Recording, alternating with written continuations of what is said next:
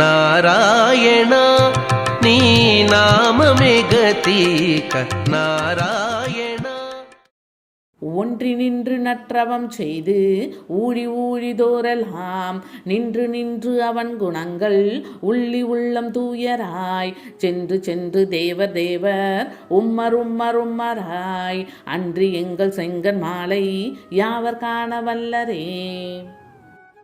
மனதை ஒருமுகப்படுத்தி பயன் கருதாத நல்ல தவத்தை காலக்கணக்கு பார்க்காமல் செய்து பரந்தாமனினுடைய குணங்களை மனதில் நிரப்பி அதிலேயே ஊறி நெஞ்சில் பொங்கி வழியச் செய்து அதனால் உள்ளமானது தூய்மையுடைய எம்பெருமானை காண வேண்டும் என்ற ஆவல் ஏற்பட்டு பின்னர் கனவிலும் நேரிலும் கண்டு உருகி அதன் பின்னர் அவனை பிரியக்கூடாது என்ற பேராசை கொண்டவர்களையன்றி எங்களது செந்தாமரை கண்ணனை எளிதாக எவரால் காண இயலும் என்ற பொருள்பட இப்பாசுரம் உள்ளது. பகவானை காணும் அற்புத வழியை இப்பாமாலையில் எடுத்து கூறுகின்றார் திருமழிசை ஆழ்வார். மனிதனின் மனமானது சிதறி இருப்பதால் அந்த மனத்தின் வலிமையை அவனால் உணர முடியவில்லை.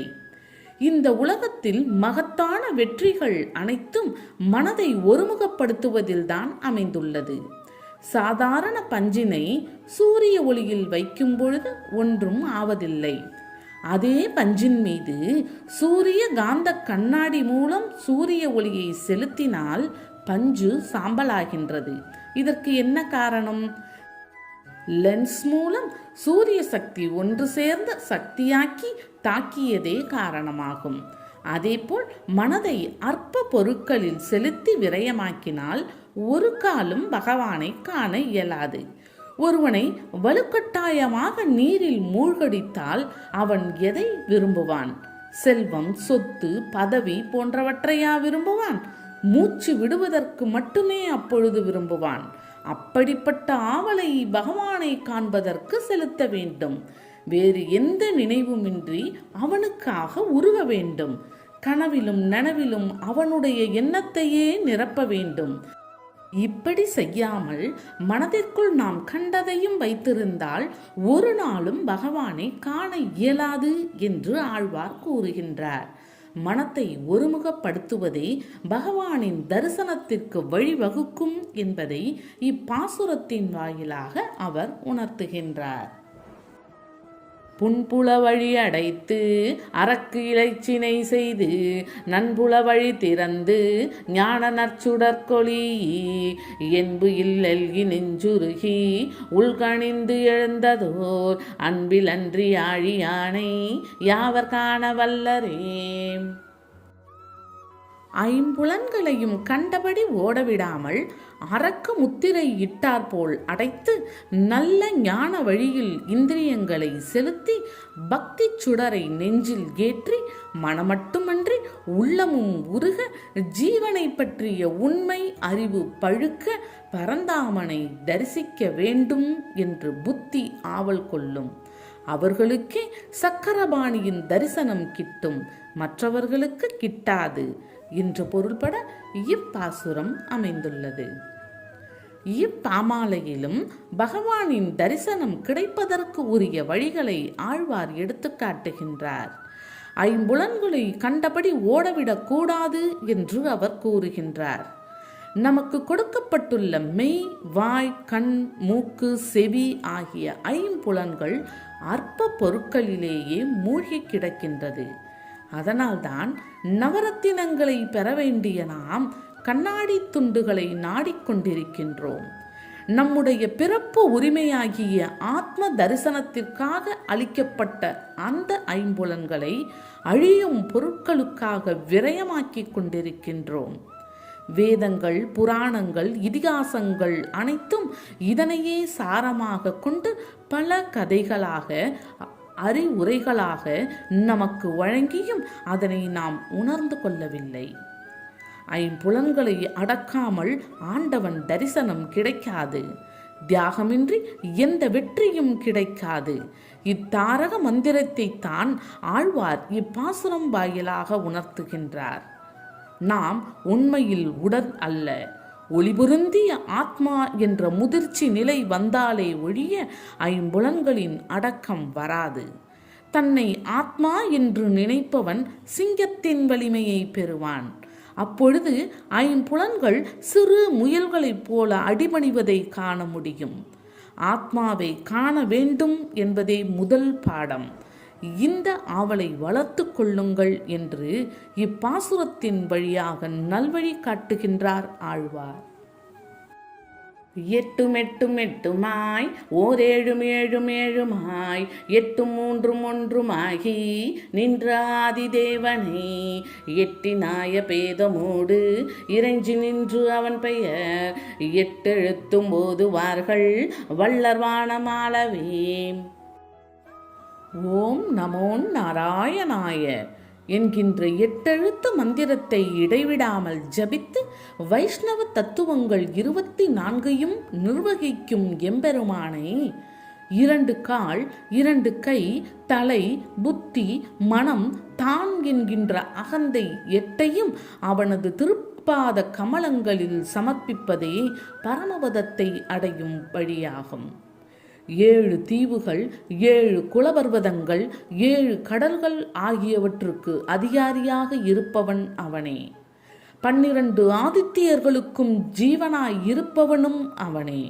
இப்படி எல்லாமுமாக நிறைந்து நிற்கும் முகுந்தனை சரணடைவதே சாஸ்வதமான சுகம். இப்பொருளில் இப்பாசுரம் உள்ளது.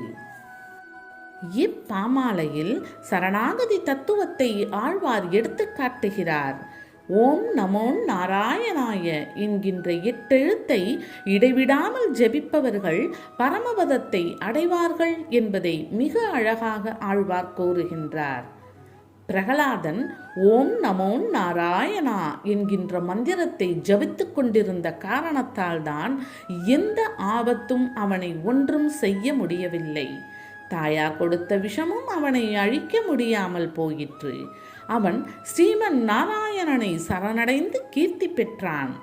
நம்முடைய 2 கால்கள் 2 கைகள் தலை புத்தி மனம் தான் என்கின்ற அகந்தை ஆகிய 8ஐயும் பகவானின் திருப்பாத கமலங்களில் சமர்ப்பித்தால் பரமபதத்தை அடையலாம் என்ற நல்வழியை திருமிழிசை ஆழ்வார் இப்பாசுரத்தின் வாயிலாக அறிவுறுத்துகின்றார். தான் என்ற ஆணவம்தான் நம் முன்னேற்றத்திற்கு தடைக்கல்லாக நிற்கின்றது என்பதை மிக அழகாக அவர் எடுத்துக்காட்டியுள்ளார். சோர்விலாத காதலால் தொடக்கு அராமணத்தராய் நீரராவணை கிடந்த நின்மலன் நலங்கள் ஆர்வமோடு இறைஞ்சி நின்று அவன் பெயர் 8 எழுத்தும் வாரமாக ஓதுவார்கள் வள்ளர்வானமாளவே.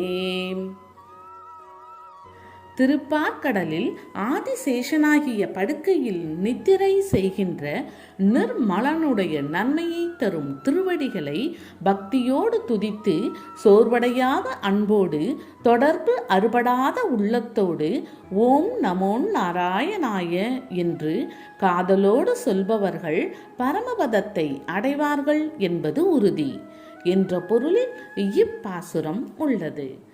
இப்பாமாலையிலும் ஓம் நமோ நாராயணாய என்கின்ற மந்திரத்தின் பெருமையை ஆழ்வார் அழகாக கூறுகின்றார்.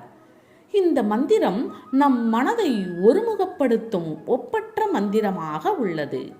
பரமபதத்தை அடைய வேண்டுமானால் நாராயண மந்திரத்தை ஜெபித்தாக வேண்டும். பரமபதம் என்பது நம்முடைய உண்மை நிலையில் சேருவது ஆகும்.